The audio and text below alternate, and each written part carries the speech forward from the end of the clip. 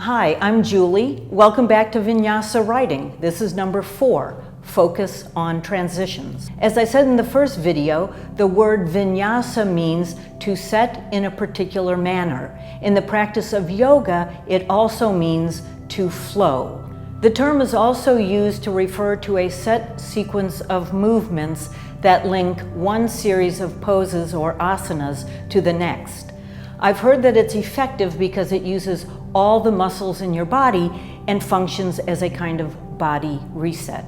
When the yoga teacher says take a vinyasa, it looks something like this. My analogies between yoga and writing are not necessarily literal. A friend once asked me, I can understand how you might have an idea for what happens in one scene and then maybe in another, but how do you get from one to the next?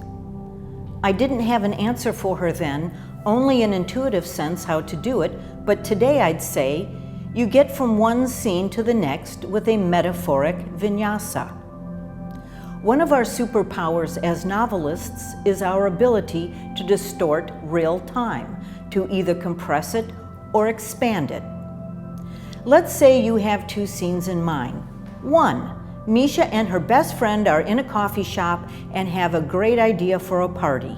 Among other things, they discuss the guest list. And 2. A great party.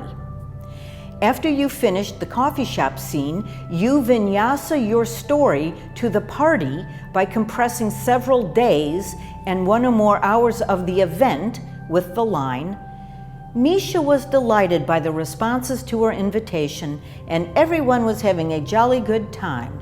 However, the party didn't really get started until the dreamy billionaire showed up, the psycho neighbor from next door crashed it, John fell into the punch bowl, take your pick.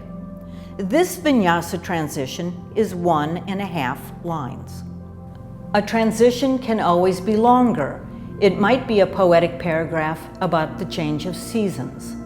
My point is, you never want your reader to be out of the flow of your story, therefore you also want the transitions from one scene to the next to also have flow.